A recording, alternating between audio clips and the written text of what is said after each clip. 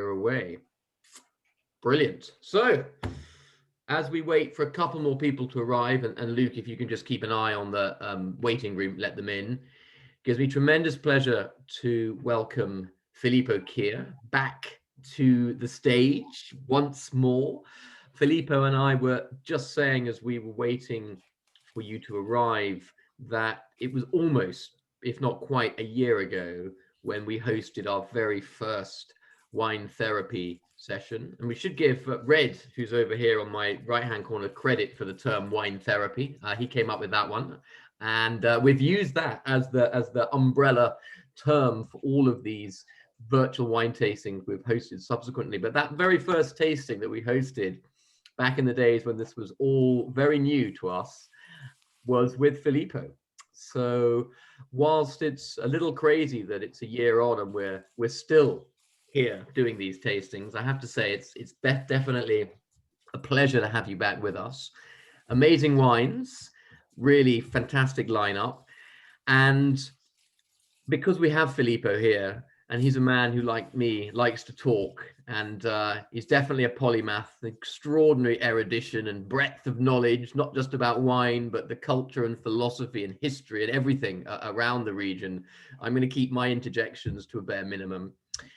Filippo, I'm going to hand over to you straight away to give us some background about the estate, about your family, and about Montalcino. And as we're doing that, everyone get the Rosso, if you haven't already, get stuck into that. And maybe you can just weave a little bit about the Rosso and the Chianti, wine number 2, into your sort of initial introduction and general chat would be great.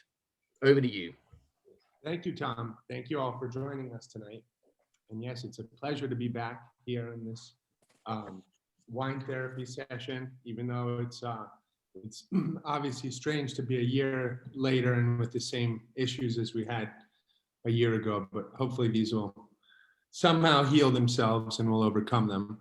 My name is Filippo Chia. I'm let's say co-owner as well as my father of Castello di Romitorio. I've been running it since 2005. So let's say it's been a good 16 years, which is more or less when you start kind of understanding the rhythms of your vineyards and so on and so forth, even though I've inherited a good deal of knowledge from my father and from our cellar master who's been with us since 1984. So basically, he's kind of a conduit of my dad's management and my management. And his father was actually born not far from the castle, and they're a family from Montalcino. So I'm fortunate enough to be working with a real indigenous Montalcino family, and I think it makes a difference in the winemaking, the way that you approach Sanjavi, because it's such a difficult and such a finicky and delicate grape, and so producing a Sangiovese wine, which can be aged as much as a Brunello, which is like almost 52 months, 53 months in some cases, is quite a challenge. And it takes a lot of, first of all, it takes great territory, but also a lot of know-how and how to deal with the grape and prune and when to harvest and how many leaves to leave and so on and so forth. So all things that go, factors that really change the final product. And the Rosso di Montalcino, historically in Montalcino, is a wine that tends to come probably from the younger vineyards and also from some vineyards destined for Brunello, that the areas that might have slightly higher yields. But the point is to pick all the Sangiovese, which might be kind of easier drinking and needs less aging. So basically what we try to do, our Rosso di Montalcino, which is what I have here in the glass tonight, is a very delicate and gentle pressing of our basically partially youngest vineyards and some Brunello vineyards. And there's basically a harvest done maybe a week before our Brunello. So you're also picking for freshness and vibrancy. So when the Rosso's made, it's made in a way that it can come out after 15 months, 18 months. Everyone approaches it slightly differently. But they can express Montalcino's terroir without needing to age too long, and so on and so forth. So in this Rosso, our Rosso, we've only actually produced only 9,000 bottles of this Rosso di Montalcino. So it's actually quite a small production.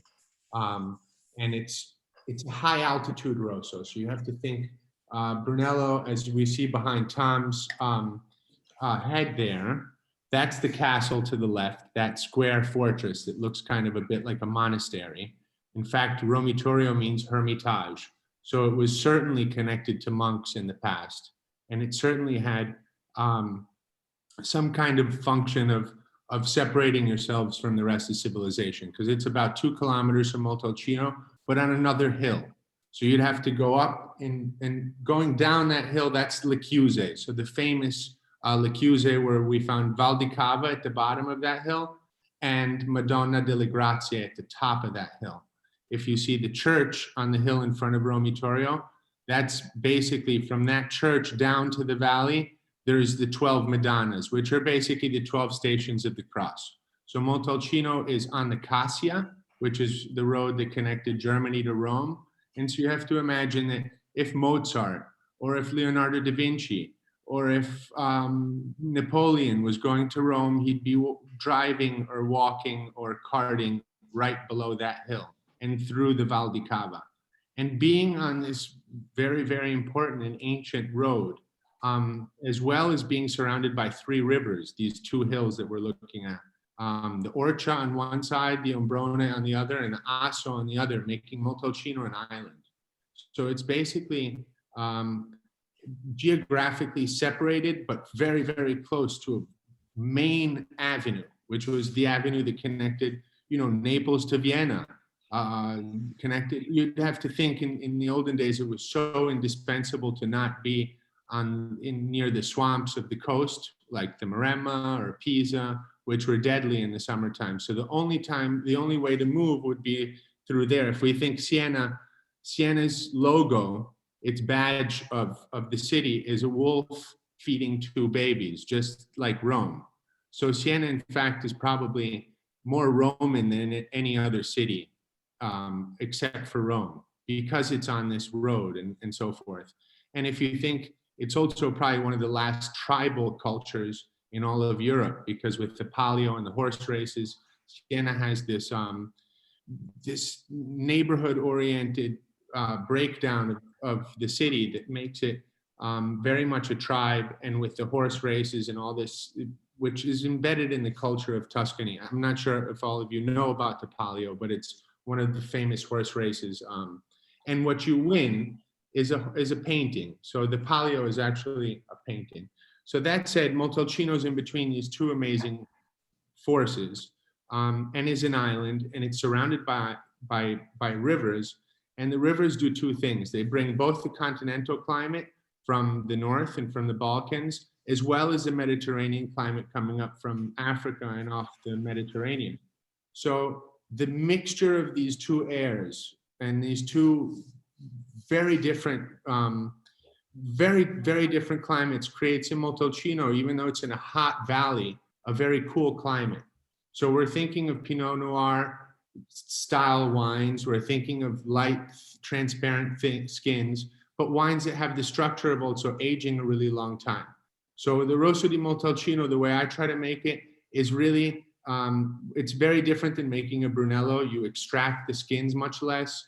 And what you try to get is really the most kind of ethereal part of the Rosso, the most ethereal part of Sangiovese. So what we're having here is a very racy, cherry, strawberry-driven kind of Sangiovese, doing mostly big barrel aging, so big traditional barrel.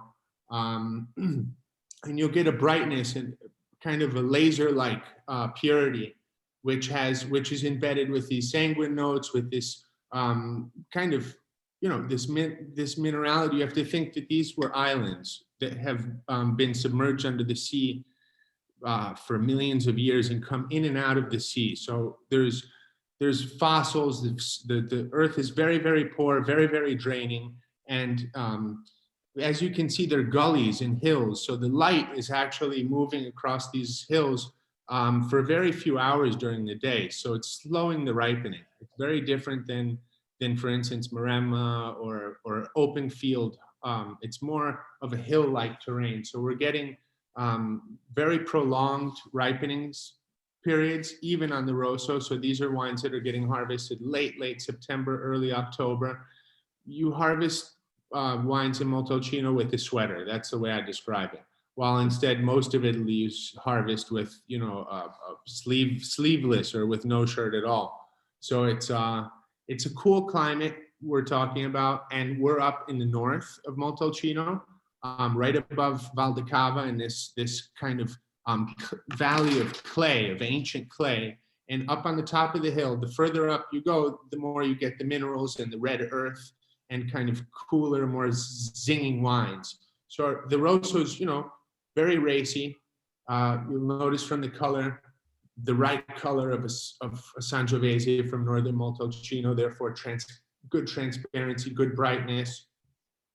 And Filippo, quick question here from Wendy and David, just wondering on the height of the vineyards. So the height of the vineyards for the Rosso specifically, do they tend to be lower down or higher up, and where, and what height rather?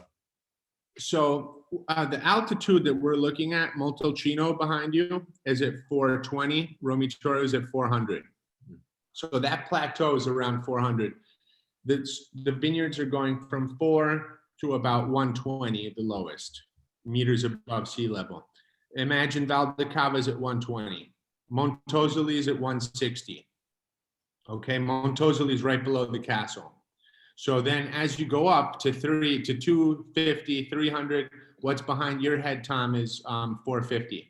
So the vineyards that are in this particular wine are actually some of the highest vineyards. So they'd be actually right behind your head.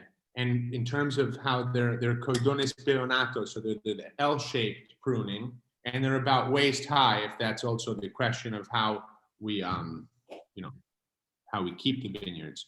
But we're talking about wines coming from 400 meters above sea level in an ancient beach. I mean, with full of fossils, but also a mixture of clay and galestro. So there's some rock, very deep, but there's some pebbles coming out of the earth, and a mixture of clay at 400 meters above sea level. So. And Filippo, there was also a question here from Richard, saying a geek question. There's no question that's geeky with Filippo here, but this one was, can you talk a little bit about the Sangiovese clone difference between Montalcino and Chianti? Well, that is actually one of the biggest topics that we all talk about in Montalcino today. And it's probably the most important at the foundation of why Montalcino today is making much better wines than 20 years ago. Now, I think that the secret is in maintaining a core or a backbone of the original Montalcino Sangiovese and having some old vineyards. At least this is how we're set up. We're set up about 2/3 old vineyards with the Sangiovese Grosso clone. And typically in Montalcino, we were using this larger clone, which is actually strangely more associated with Romagna, which is over the hills, compared to the more Tuscan, let's say, clone, which would be the Chianti clone, which is actually much smaller and much less densely packed. So what happens is we get a lot more color out of the Chianti clone, a lot more structure, but we're losing some of that like beautiful cherry fruit, some of that elegance that you get from the much big berried Sangiovese, which actually has a much smaller skin and a ratio between skin and seed, which is completely different. So the Chianti clones, like Flaccianello, for instance, is 100% Sangiovese, but it's black like the night, you know, and maintains still the elegance, but very different than Montalcino. And that has to do with this smaller berry clone. That said, when I moved into Romitorio in 2005, one of the first things I did was plant 3 or 4 of those special Chianti clones, okay? So basically, this wine in particular, coming from those younger vineyards, is about 50-50, the new clones and the old clones. Just with the old clones, you can extract for days and days and days, and so you can do with the new clones, and you'll get a lot of color. But the thing with the Rosso is if you don't extract too much, you're getting basically you're getting a wine that can be approachable much quicker, much sooner. So even though you see this transparency and this lightness of being, which is what Sangiovese should communicate from Montalcino, there are some of those new clones in this wine. And I think that a lot of us, Foligni, Canalicchio, most of the wineries between 2006 and 2010 planted the clones from Chianti also in Montalcino. And I think it's licit, and I think it's helped the general wine quality and consistency over the years. Because one, let's say, the big berry Sangiovese Grosso, the typical one from Montalcino, is a great wine and great vintages, but in a cooler, more difficult vintage, there can be mold issues, this and that. So lots of wineries have done a mix of both the clones. Thanks, Filippo. And sort of transitioning as we are through this discussion on to the Chianti Colicinesi, wine number 2. Obviously there's a relationality between these two wines, same vintage, but maybe you could obviously unpack that more. But also I have seen Cade's comments as well, just to reel off quickly. Does the Rosso go through Malo? What is the oak treatment? And what's the level of destemming? So maybe you could deal with both the Rosso and the Chianti on those fronts. Well, we do. We're very, very careful with destemming, and we do all hand selection, both on the bunch, destem, take basically de-leaf with an aspirator, and then do a selection grape by grape. So basically, not even a little tiny stem falls into the vat unless we decide to do it. And sometimes we'll put a few whole berries in a vat, but not for the stems, but for what's on the skins, which is all the part that activates, the transition. So sometimes we'll do that, but not by chance. We'll put in 10, 15, 20 full berries in a 8,000 liter tank. So it's almost undeceptible. But the thing is not to have any of the green by chance. What you put in, you do. Malolactic is done in stainless steel. And then it's going into this particular wine is going to 3,600 liter conical new French tonneaus. So big like Bordeaux, like conical wood 36 liter tanks. And that's new wood, did you say? Or it's like second and third passage. Yeah. One could be first. But they're very, very, very, very, very soft woods that are, even though they're new French woods, they're not too toasted. They're long. Let's say the surface to liquid ratio is much less than a tonneau, and it helps flash age the wine in a way, which is what you want to do with the Rosso. You never want to overdo it. You want it to be vibrant. You want it to be alive. So that's the way I've done it. I've just set up that protocol about about a year or two ago. Before it was by chance, 1 year in one way, 1 year in another. But instead, these conical tanks have become a real lifesaver, and I want it to become a protocol. Perfect. Over the years, the Chianti Colicinesi by comparison, because I think when it comes to Chianti, we're not so familiar with Colicinesi. So how's the relation between the two? Colicinesi is a mystery because it's a very vast area. Okay, it's including Vernaccia, so San Gimignano, including Montepulciano, and including Montalcino. It's all this kind of ancient. It's a seabed. Okay, so it's all that area from Pisa all the way to Radicofani has gone under the sea, that southern part of, and come back out. So it's all very, very special and very ancient Pliocene soil. And what's strange is if you see the map of Chianti Colli Senesi, I suggest you see it. It basically cuts out of southern Tuscany all the most ancient parts with the most ancient and coolest soils. Now, this is an area that was very, very poor until the 1990s. So there's no heavy industry, there's no highways, it's very intact, and there's just one enormous forest that goes all the way to the sea. In this area, we find these three gems, Montalcino being in the center of it. So my father planted 1.5 hectares of Colli Senesi in the 90s, and it's basically Sangiovese growing in Montalcino, right? So, and it could also be from any one of these other three towns, just for clarity. But the way we interpret the Chianti is we only do big barrel aging. So you're going to see a more balsamic notes on the nose. You're much potentially more earthy tones, because I basically look for wines that express that and for clones that express that. So in the Chianti, usually we have the last of the oldest vineyards, of which in part also some Brunello would come from that same vineyard, because the rules change in Montalcino. Today, you can basically make, it's not zoned to a vineyard, it's zoned to a clone. So all your clones of Sangiovese and Montalcino, you can make Rosso or Brunello from, up to the limit of your production. So that's allowed us to choose from all our vineyards the best plots, and to zone each vineyard and figure out what are the best subplots in each vineyard. Like, for instance, behind your head, the first little vineyard that gets harvested like 2 weeks apart, one part from the other, because we know that one needs a little more time to ripen, and so on and so forth. So at the end, when you get in the cellar, you kind of decide, well, this is going to be a wine that probably potentially hasn't performed, enough to be a Brunello. So let's figure out where we can try to zone it and to try to put it.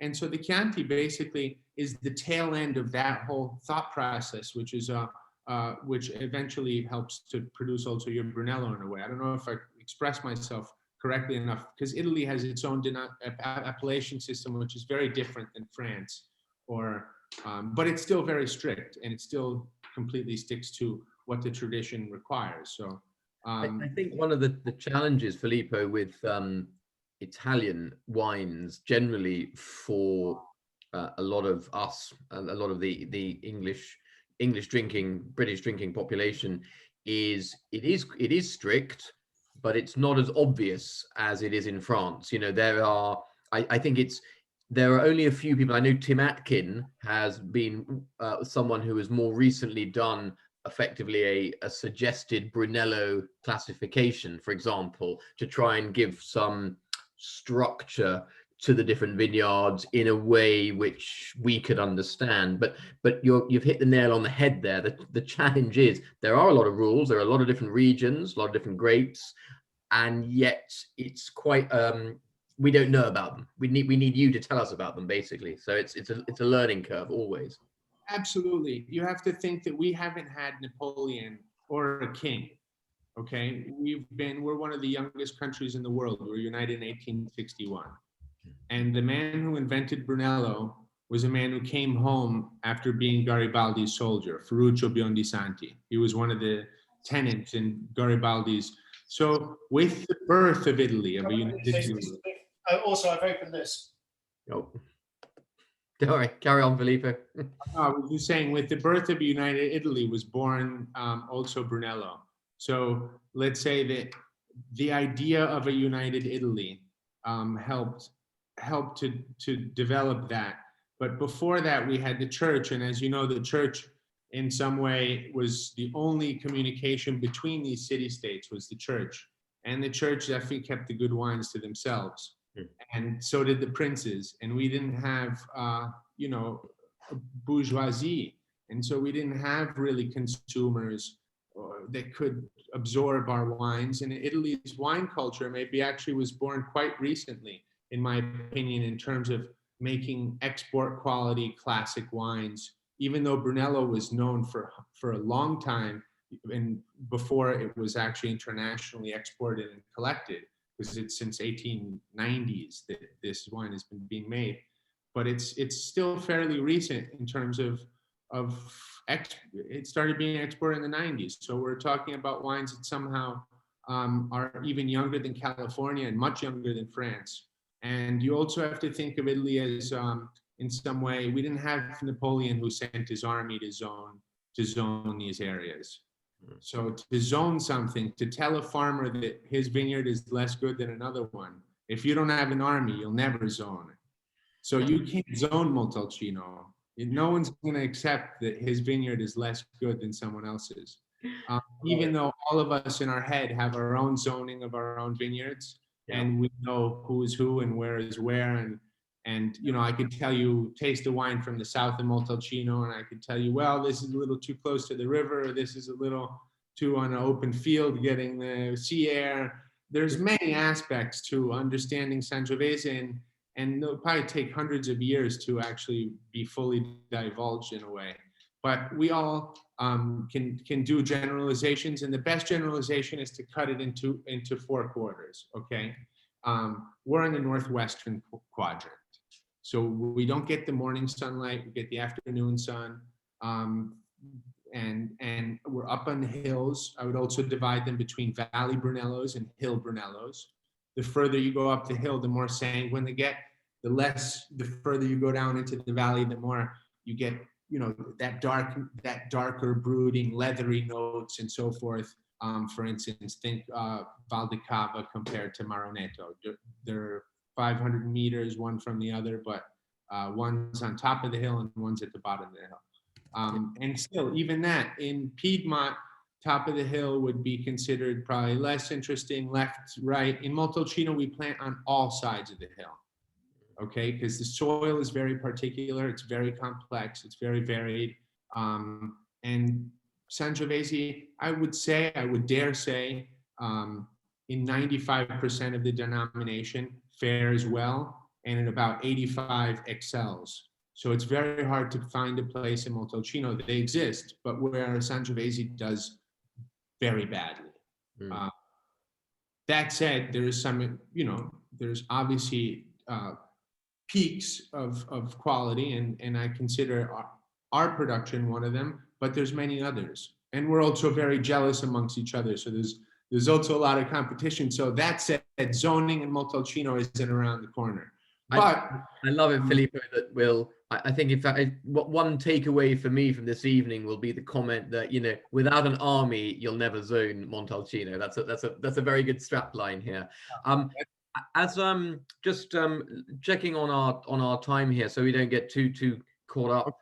And we've got a lot of Brunello to come, but we're actually going to have a break from Brunello and do the Romitorio now. I believe that's what I've got next up in our lineup.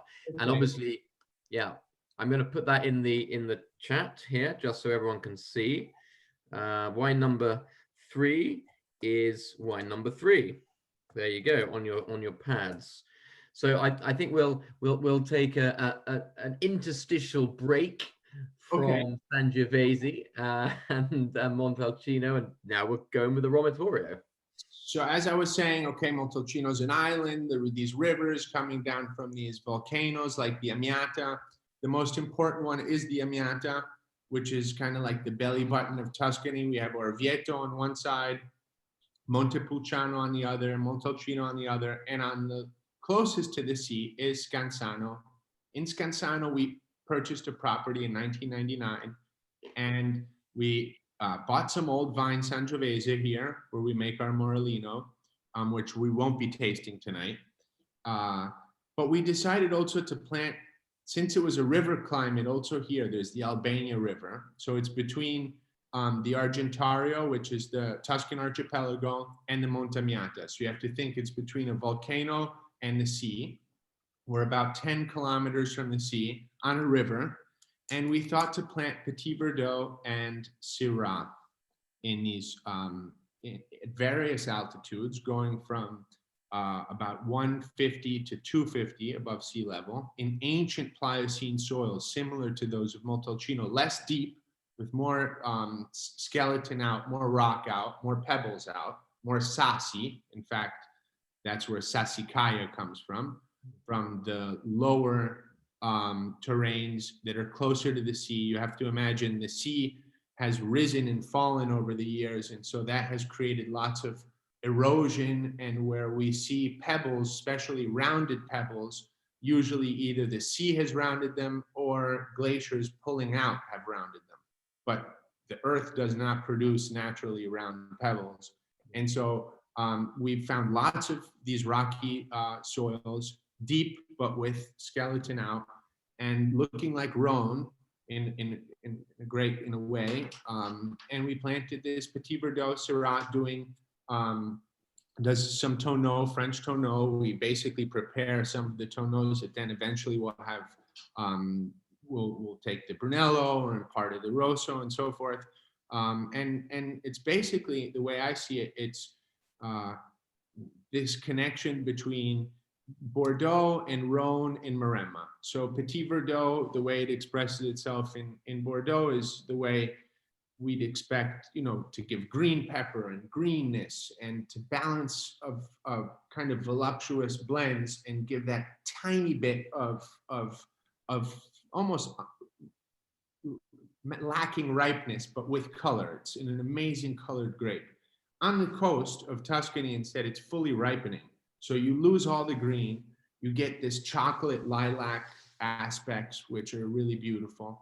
And mixed with the Syrah, which is quite elegant growing along the coast there, actually not that colored. You'd imagine it to be like an Australian style, but it's not. It's quite elegant, 12% alcohol. So you put these two back together, and what you get is just a really beautiful baby Super Tuscan from the coast. And Super Tuscan, there's no Tuscan grapes in it, so it doesn't even categorize it as Super Tuscan. It's just a real fun wine that I guess we invented 10 years ago, and it's unique to Romitorio. So we make it out on the coast, but we harvest it by hand, and we do all the hand selection on the bunches and on the grapes, and we vinify and cement eggs like we do Brunello.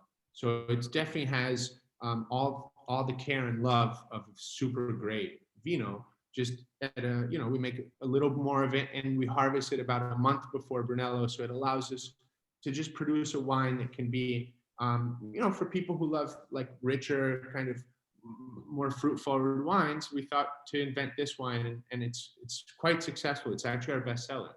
So as Monica Lana said of the 2018 vintage, writing for the Wine Advocate, very very high scores as well for a more modest wine in the portfolio. But she said, this is a perfect wine. Just get out your favorite steak and have this. This is however you like to have a steak, get that and get this bottle, and that's going to work. That's going to be the perfect combo. Sounds like a pretty good endorsement, frankly. Correct. It's a big meaty. It's a nice. It's perfect for that kind of. And she's endorsed it. So has Venice. I mean, we got some great scores on that wine. So fortunately, it's a project that's interesting. It's unlike any other, and it's it's totally out of the box, but it's something fun. And the label. There's these Italian cowboys along the coast, the Butteri, along the Maremman coast, because. Actually, this area was under the Spanish king for 200 years. So he left behind these black stallions and leather work that's different than all the rest of Tuscany. So basically, southern Maremma has this kind of Spanish influence. We see Alicante growing here. It's typical. We see there's a number of remnants of this old Spanish kind of culture in a way. And as well, there's a very typical cow from here called the Maremmano, which is kind of like the Chianina, but slightly smaller. The Chianina is the famous Tuscan cow. And we thought to invoke its spirit on the label. So Dad did a pencil drawing. My dad's one of Italy's kind of most famous contemporary artists. So I'm fortunate. We'll come on to that. Yeah. So there's a pencil drawing of a bull there. And I was going to say, Ed and before that Luke have been putting into the chat function the link to the product listings on our site. If you want to click on that whilst Filippo is talking, you can actually see the bottle and the labels themselves, which are in and of themselves things of beauty and worthy of comment. And I would say, Filippo, as we head back to Montalcino now for our wonderful run through the Brunello wines, now would be a great time just to, for those who aren't aware, to unpack maybe a bit more of the history of the estate, you know, your father, the art collection. I think people would love to know about that too. This castle was owned by the Baron Giorgio Franchetti, who was the uncle of Andrea Franchetti from Trinoro, and who was one of Italy's most famous art collectors in the 1980s. And he asked my father, he said, listen, I have this beautiful fortress on top of a hill in the middle of the forest. If you want to do a trade, you know, give me a few paintings and I'll trade this thing over to you.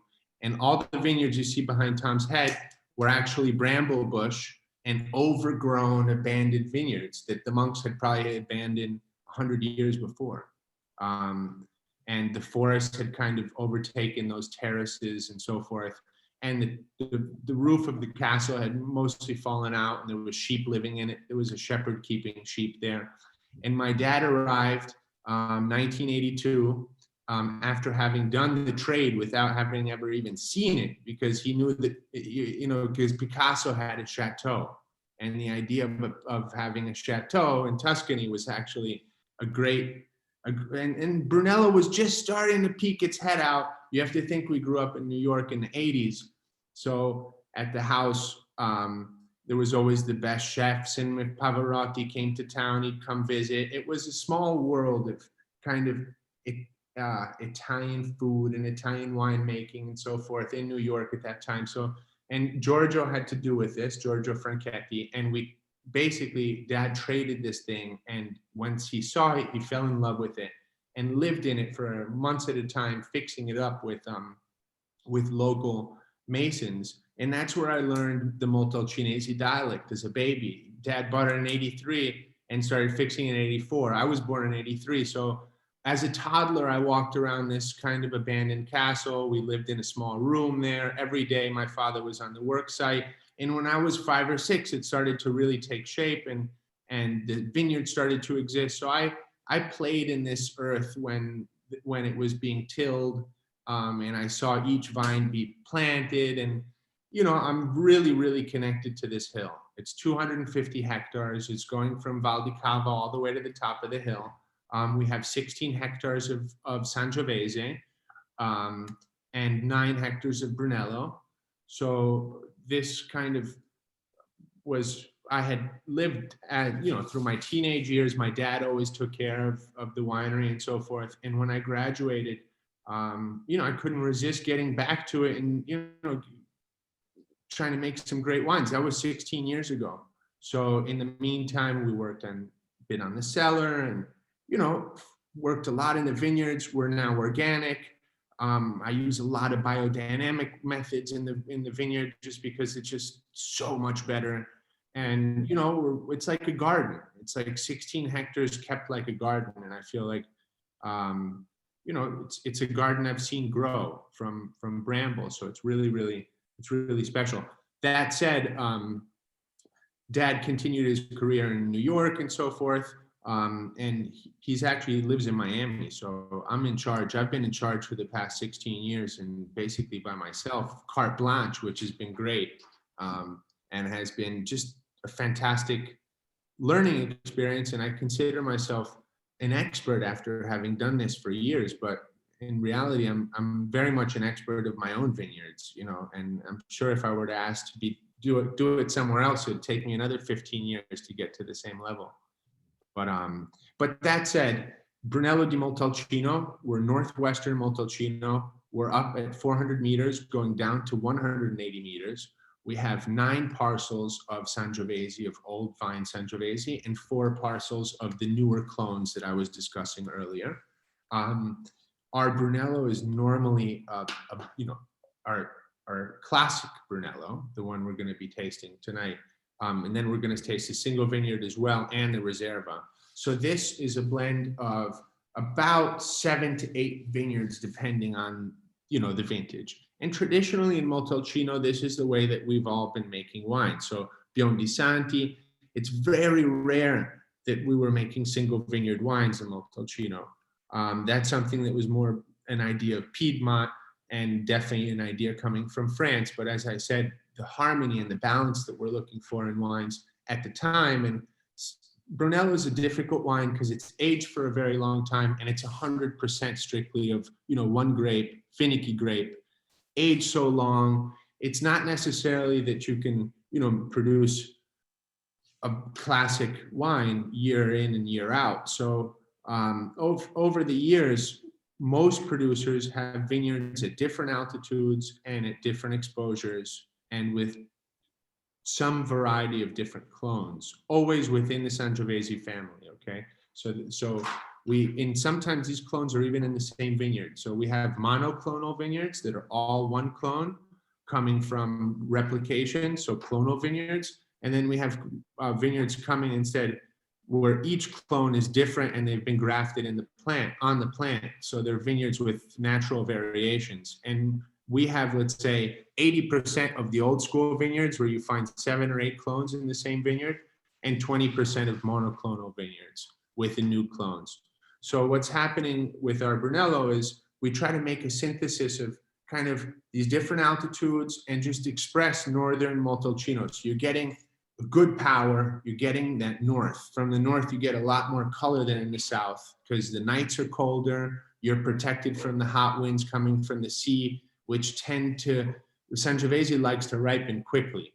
The trick in making a great Brunello, not the trick, but one of the important aspects is to try to slow that the most you can. So old vineyards, obviously slow ripening, even though you'd think that, the older you are, the better you are at ripening, but instead, because of how the vine works and so forth, it tends to lose a little steam. And that's when the grapes get really great, because as it's losing steam, it's actually sapping up everything it needs and prolonging the ripening period. So what you get from the north are wines in general, and I'm generalizing, are wines that have a little more color, a little more power. In our case, we're up on the hills, very mineral, red earth. I wish I could show you a photo. We have this whole top of the hill is just bright red. So it's very ferocious, very sanguine, and it's giving to the Sangiovese that character. But there's also power and there's good structure to it. And we're waiting, doing the low yields and really waiting for the seed to ripen. So you're getting tannins that are very, elegant, well integrated, and just finesse. I mean, I don't like to make wines that take 30 years to ripen. So some guys like Biondisanti's old style, he'd pick in August and have, and high acidity and really light color and so on and so forth. It might be a wine that lasts 30 years, but I also I look for that ripeness. So we're actually leaving the grapes hanging. Sometimes I do 2 harvests. So I'll come through, do my Rosso, and leave just one little bunch per plant and wait another 2-3 weeks. So it's about patience and about not pushing it over the line, but about harvesting when you really reach that point of ripeness. One thing, Filippo, I'd say, because we've got a pair of 15s now, the estate wine and the Filo di Seta. 15, a fantastic vintage. I remember how excited you were when you proposed it, when the 15s were brand new, and I think we were trying for them for the first time last year. Now, 15 is a vintage which we've been very excited about, and then we've got 16 now, and we're very excited to be launching your 16s. I think 15, for a lot of critics and commentators, has been ever so slightly put in the shade by 16. But what I find really interesting is some of the comments specifically about your 15s, where Eric Guido, writing for Venus, talked about the fact that you might never be 100% happy with your current vintage, but these wines, these 15s, your 15s, are something really to be excited about. And I think, as another comment on the vintage, he said that 15 would please a lot of palates, that these wines we're about to drink now would please a lot of palates, and where some estates struggle to find a sense of place, Romitorio excelled. So everything you've been saying about well, about the vineyards and about the very definition of Romitorio seems to come true in this hot vintage like 15. So maybe you can just take us through, and people, if you want to try the Filo di Seta next to the estate wine, so we can do a kind of compare and contrast. I think a bit of a focus on the vintage itself on 15 would be really helpful. So what's beautiful about Montalcino is that it's very varied and so on and so forth. As I was saying, there's valleys, there's hills. In general, in a hot vintage, obviously half of Montalcino, which is on the river at 100 meters above sea level, exposed 180 degrees to the sun, basically getting it from the morning till the night. We've seen some wines that have acidity dropping out and so forth, and so as a general vintage, there might have been some producers that may have had some issues. Now, inversely, in a cold vintage, people down there on the river might make exceptional wines. So from the point of view of a journalist who has to kind of generalize about this vast and varied territory, lots of people weren't so completely jazzed about the 15s because they were still also kind of overshadowed, as you said, about the 16s. Now, Romitorio is in the north. As you can see, we're at high altitudes, we're in the forest, we practice, we feed the vineyards and we prune them and we monitor them in a very careful way. So we don't de-leaf too much, we don't leave too much grapes or too little. We know them and we try to expect what's going to happen. So in a hot vintage, it's all the vineyard estates that are up in the hills, most of them fared much better than the ones down, and who had more attention. So the human factor really comes into play. And when you have 15, 20 hectares, even more, I mean, I'm sure people can manage more, but it's all about vineyard management. It's about really being able to still maintain the soul of a wine, even in a fairly warm vintage. So what you're getting is, yes, there's orange peel. There's some notes of a wine that potentially might not last 25 years, but today and for the next 5 to 7 is going to be incredibly enjoyable. While a 16 for the next 2 to 3 is going to be a little too young to drink. So something like 15 today, even a year after its release, is like drinking silk, and it's going to continue to amplify that signal, that elegance. And maybe not all the producers, but I know what I did, and the skins we didn't press the skins too much. You see a nice transparency. You really get all the nuanced notes. There's a good freshness, a good acidity. It's not flabby in any way. It's got a good length, and it has, all those hallmark notes of a great Brunello, without having probably the aspects of being one of those Brunellos that can last 20 years. But the ones that last 20 years are much less enjoyable in the first 5 to 7. So it's one of those wines, a bit like 07, 08, wines where you can enjoy them in the medium to long term, but more medium term. So, but that said, the Filo, for instance, 15 is a wine that'll last 30 years. So for sure. And also probably the Classico will last a good amount of time. But I'm just saying that they're drinking silky right now and drinking well, both of them, and expressing this warmer, summer Tuscan climate, which is what people expect in a way. 16s are colder; they're more blue. They're less orange. They have less of that real Tuscan kind of expressiveness today. Once they start aging, they're going to show that too as well, the 16s. But for now, they're really young and still kind of, blue. And Sangiovese over time, it's called Bruno for a reason. It starts to become this kind of golden, amazing color. And that's when it's, the tannins and everything is ready for it to be approachable. So there is a patience that goes beyond the patience that we put into it of 52 months. You got to wait another at least year or 2, but the 15 is nice because after a year, it's already expressing a lot. I think again, one thing that Monica Lana said at the Wine Advocate was that it was classy 2016s and flashy 2015s. At the same time, I thought what was interesting was that she also suggested that 15 was a more homogenous vintage in terms of quality, which I don't think all the critics would have necessarily agreed. And then out there, we've got to mention that, you know, James Suckling, who's been tasting Brunello vintages back since the early 80s, still rates 15 above 16, just because perhaps of that fundamental Tuscan expression, that voluptuousness, that ripeness, that richness. So I think the jury is still out on 15, 16. Jury's still out, and I think that if you're looking for a classic expression of Sangiovese, 15, in my opinion, reminds me of those Sangioveses that we were drinking 20 years ago of the great producers, and really have that elegance and that ethereal aspect. That 16 is a little more weighty.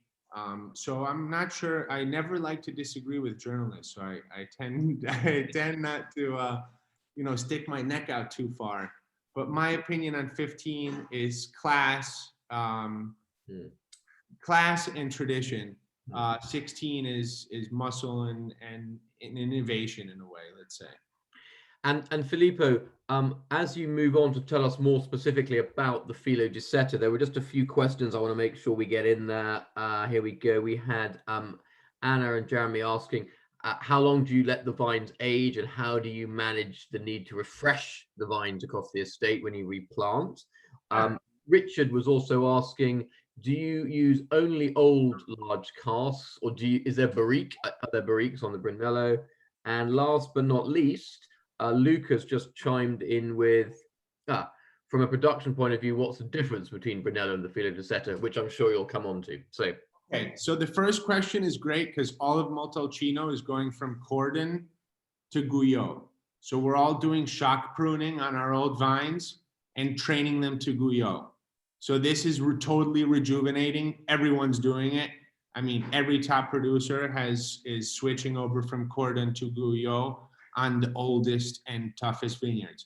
Now in Montalcino, we don't have like in Burgundy, where if you rip out a vineyard, you lose the AOC, you know what I mean? You lose your appellation. So you have to replant one vine here, one vine there. We replant and replace vines where needed in the old vineyards, one here, one there, as they do in Burgundy. But we also, if we see a vineyard that has systemic problems, we rip it out and replant it. So we judge what the general health of the whole vineyard is, because a vineyard is a system. Each vine is connected to the next and connected to the forest around it. So we want to make sure that if there is, the relationship between the forest, especially oak trees, and the vine is a predatorial relationship. So if, for instance, the general health of the vineyard has gone down too far, it can be preyed upon by the forest. And when that happens, you have to kind of start from scratch, and it takes years. So we hope never to do that. But when I took over the vineyards 15 years ago, in some places we had to replant some portions from scratch.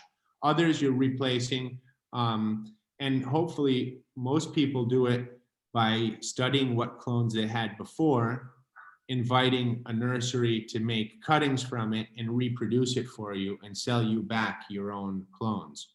Others use clones that the nurseries have and replace. I try to do the first thing.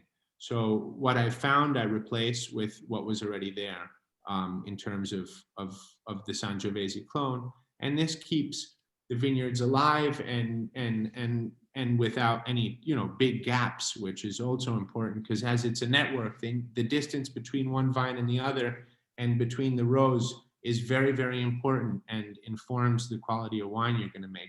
In fact, in the past few years, we've been putting them a little closer together and making the rows a little tighter. Tom, what was the second question that I didn't write down? The question was on the oaking there, as in, do you use only old large cask or barrique oaks on the Brunello?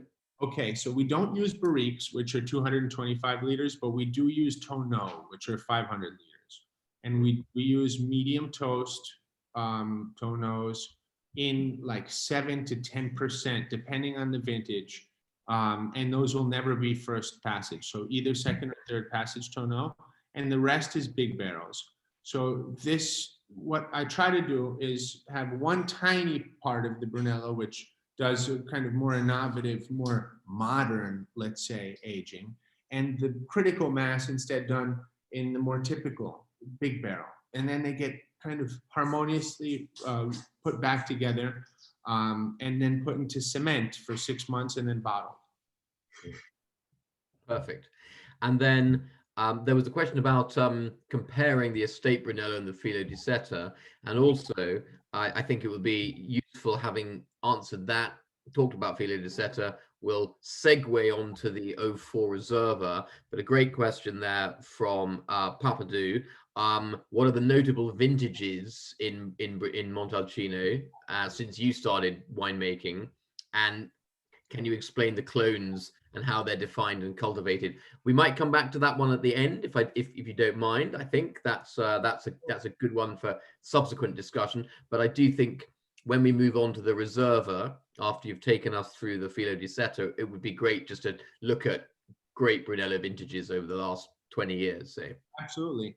So my kind of, if to compare and contrast, the Brunello, the classic bottling is a mixture of 8 vineyards, different altitudes, with varied yields. What I expect is going to make the vineyard most healthy and bring the most balanced fruit, right? So you want to have natural acidity, the most important thing, come in the cellar with acidity, because as it ages, wine tends to flatten out and to lose that. So what you want to come into the cellar with is perfect pH and perfect acidity, but you want the grapes ripe.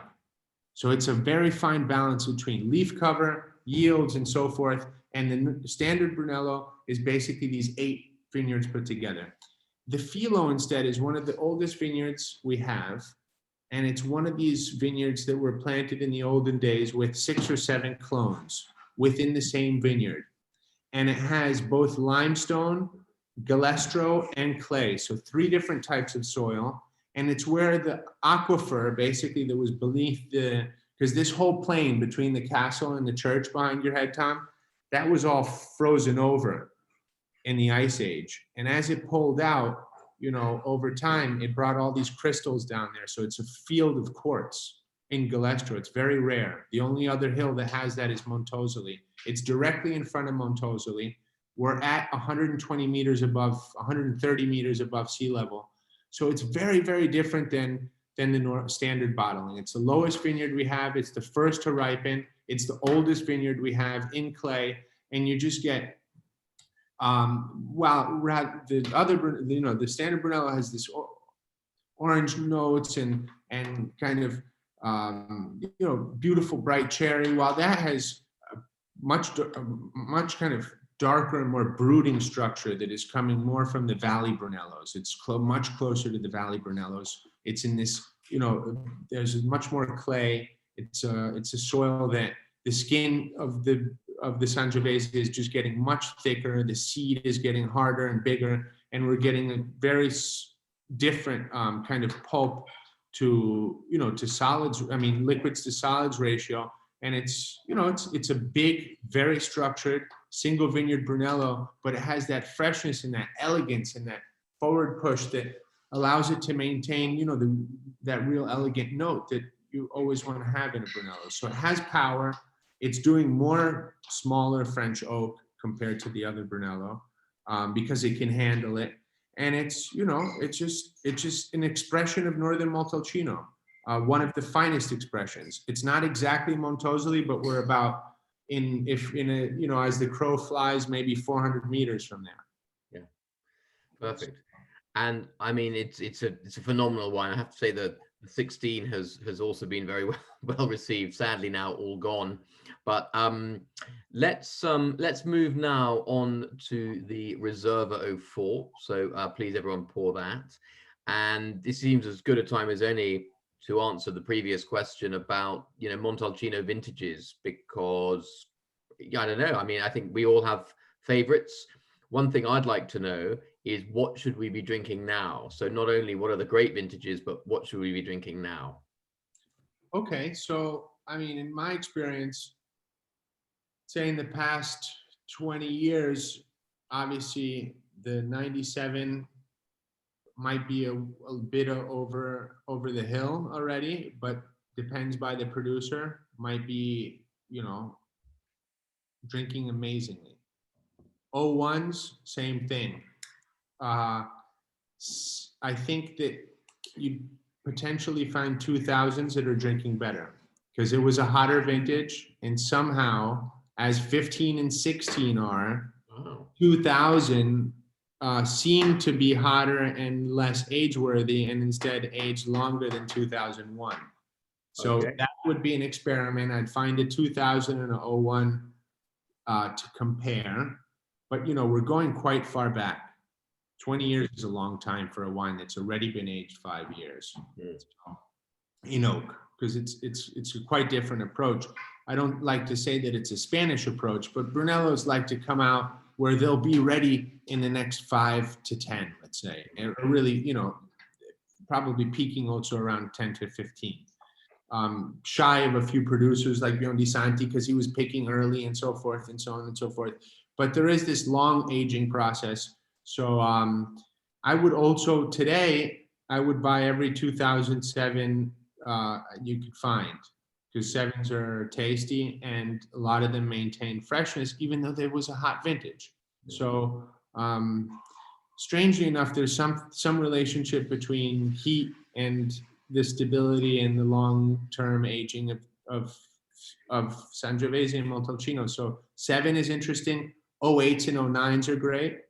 12s are great from northern Montalcino, but in southern Montalcino there was a serious hail problem. So most of the southern producers in 12 will say, no, it was a bad vintage. But in northern Montalcino, it's an exceptional, a very interesting vintage and very balanced. 13, obviously, great classic, great for drinking probably today. But if I could suggest something, I'd buy either 7s or 9s. Those are the two that probably today are probably the most enjoyable. Fantastic. And tell us about your 04 Reserva as well, because 04 Reserva. you don't make many Reservas, do you? How many Reservas have you made in total? 97, 01, 06, 07, 10, 12, and that's it. Yeah. So that was 6. We're on our 7th today with the 15. So you know, when you make a Reserva, it's not like just any other old Reserva. I want to make actually, Filippo, so we were on the 04. We were on the 04 Reserva today. Yeah. Hang on, let me just check. We should be. Yep. Yeah. Oh wow. Yeah. Okay. So the 04 Reserva.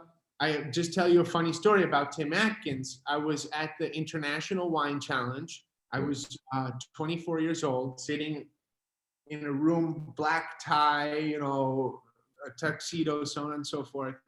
And they were pushing me to show up to this thing. And I said, why did they want me here, you know? And at a certain point, best red wine in Tuscany, this, that, the other. And I won, you know, I had already won that prize. Best red wine of the competition. They called me up and I won the International Wine Challenge with this, and Tim presented me the prize. So I was very young, and that was the first time I've ever been in front of 800 people on a stage receiving a kind of, you know, Oscar-like medal. So the 04 definitely marked a part of history for Romitorio. I'm not sure how it's drinking now, because 04 is some lasted better than others, and you know, it was. I hope it's drinking wonderfully, but I don't have it, so I couldn't. What do you think, Tom? Do you have it in your glass? No. Unfortunately, I don't, because I'm here in Sweden. So it's down to the lucky Londoners basically, and those in the UK who have it. But the last time I tried it was in fact at 67 Pall Mall when we did that dinner back in 2019, and it was tasting absolutely spectacular. So Excellent. yeah, I've put away the 6 bottles I have. I'm putting away for another few more years. I think yeah, I think you're downplaying the ability of that wine to continue aging beautifully.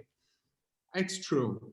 And I always tend to, I never want to impose my tastes or anything onto others. So I think that me personally, I think that a wine like that can last, obviously it goes through different stages, Brunello, as it ages. So I could imagine today it's in one of those stages where it's expressing all the underbrush, all that part of kind of that everything you see behind Tom's head, because over the years, the Sangiovese, the cherry and the brightness falls out, and out comes all this kind of darker,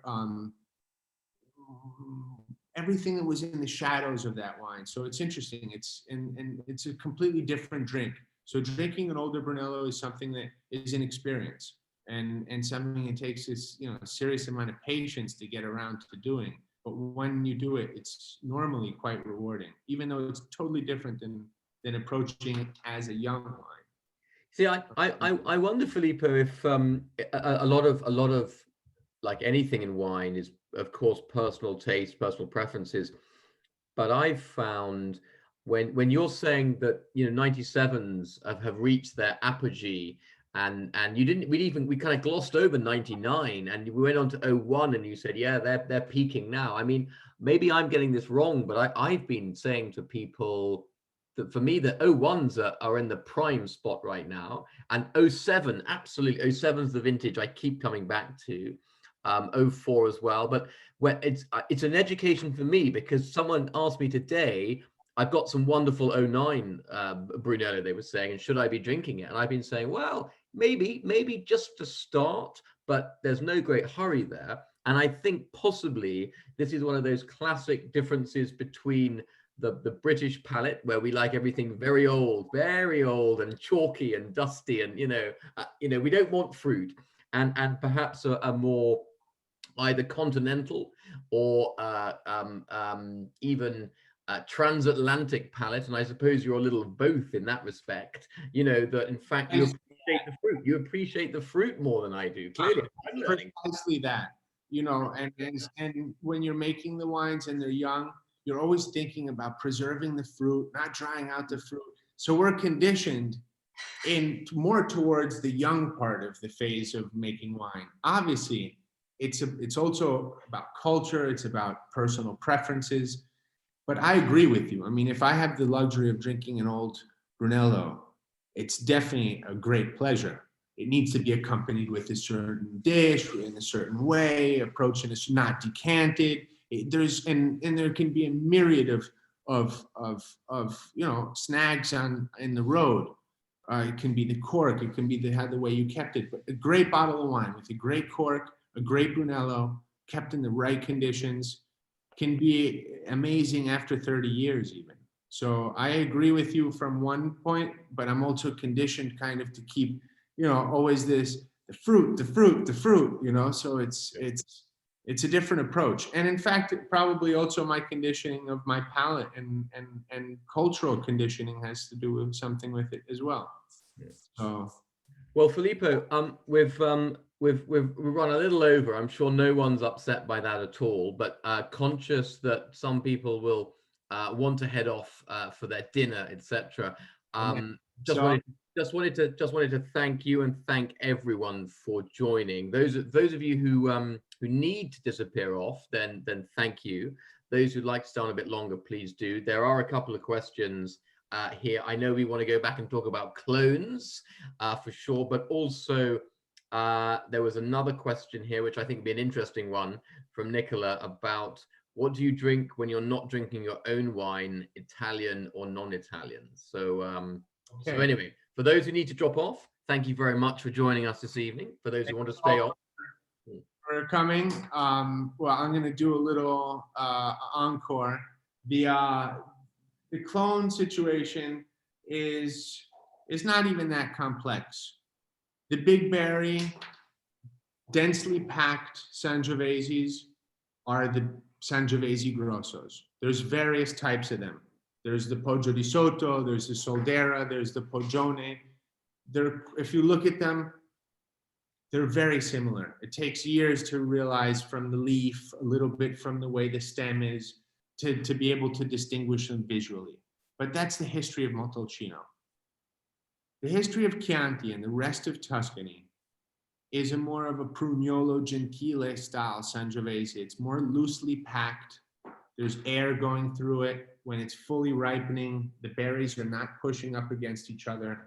And let's say that in the late 80s in Chianti, there was also some mixing of different clones. So like M1, VCR, there's 7 or 8, 10 different Chianti clones that are these more loosely packed clones, of which the best example is the Flaccianello clone, which is 100% Sangiovese, okay?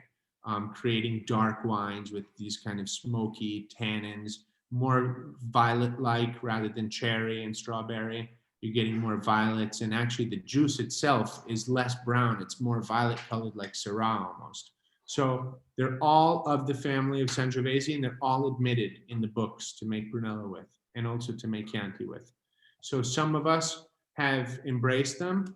Most of the producers that you probably like the most have, but some have not. So like Poggio di Sotto, who he bought the winery from someone. He didn't plant his own vineyards, so he bought the job already done, and he wanted to preserve that. And so he didn't introduce any new clones, while others have done so. So it's I'd say about 70-80% of Montalcino has also embraced the new ones, while others have not. And they're both fantastic. There's no one better than the other, but in terms of consistency over the years, it's potentially good to have a small portion of also this kind of more Chianti-like clones. And you know, in the olden days, there was a big scandal in Montalcino in the mid 2000s, where some of that fruit that people were looking for from the smaller berry clones, instead of planting those clones, were looking outside of the denomination. So that's against the law, and that was no good.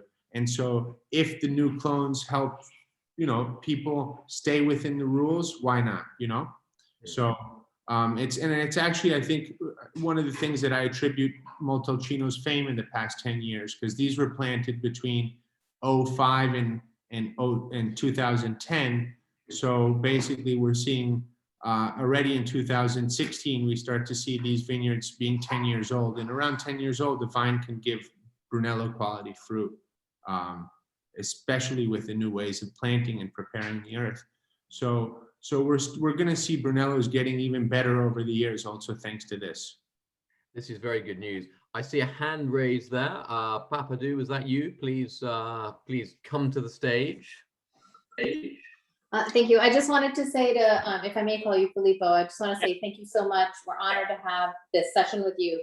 My husband and I have been to your vineyard a couple times. Once to celebrate my parents' 40th wedding anniversary, and then after many years, we found out we were pregnant with our first child. So you always have a special place in our heart, and we love your wines, and just thank you for your labor of love. Wow. So you conceived after having a visit.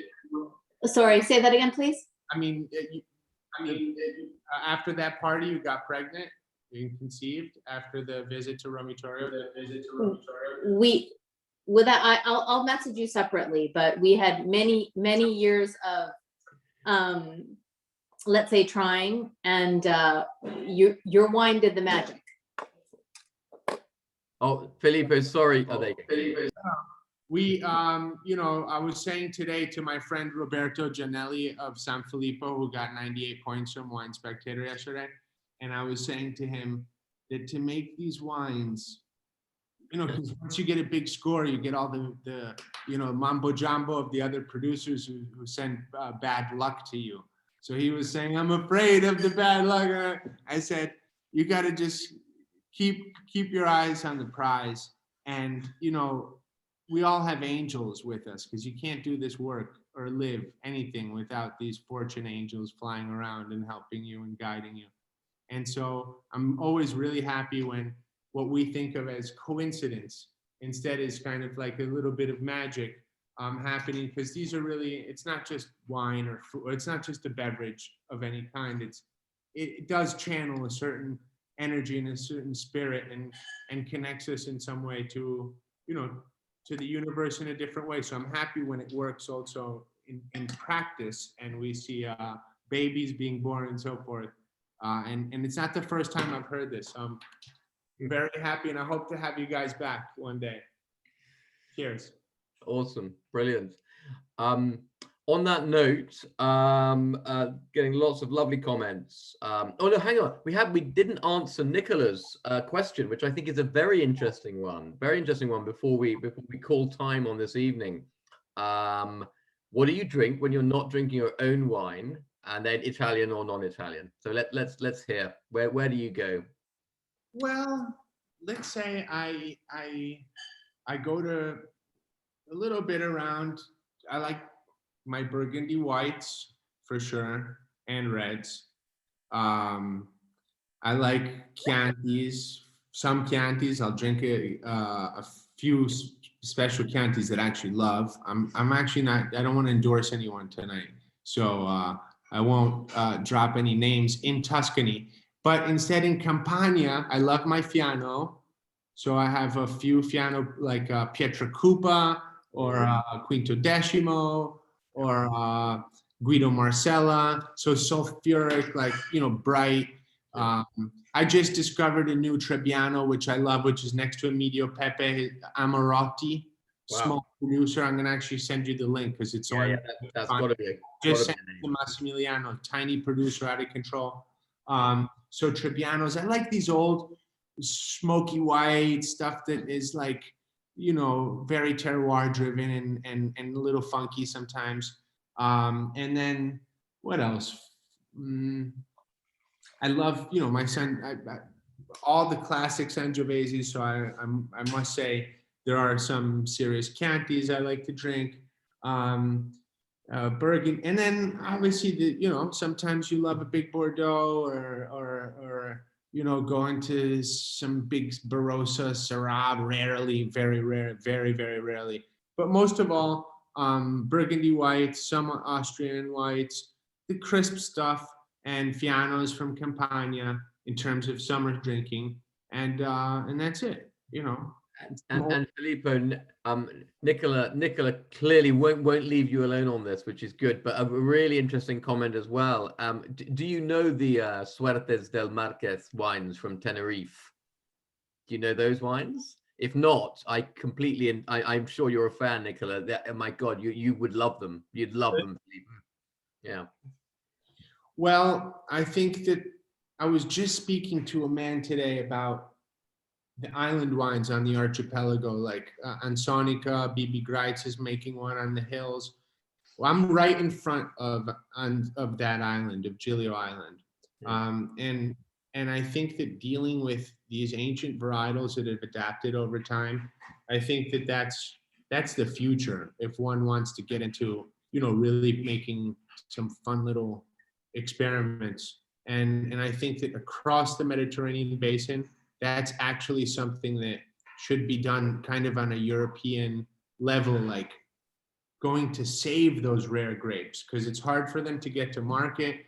I mean, and I'm sure Tenerife is a slightly larger island and has a little more, but all these little realities here along, starting from Pantelleria all the way up, should be preserved, and unless there's a critical mass, they go forgotten. So I'm looking forward to tasting your suggestion, and I'll let you know what I think. But good. Island wines, island whites are where it's at. Yeah, I like it. Even a Tuscan island, it's brilliant. Yeah, well, even a Tuscan island or a Sicilian island or Greek island. Island wines or whites are where it's at. British, UK wines. We're an island. With the change of climate.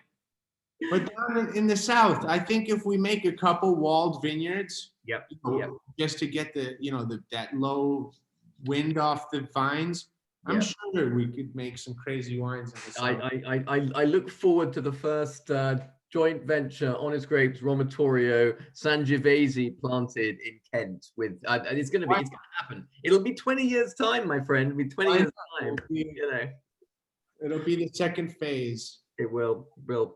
Brilliant. Well, look, Filippo, thank you so much for joining us this evening. Always a pleasure. Always a pleasure. It really is. Amazing wine. Everybody enjoyed. Thank you for having me. And everyone stay safe and hope to see you in Montalcino sometime soon. If you come through this summer, Tom has my number, just write, or Nathan, or the team in general.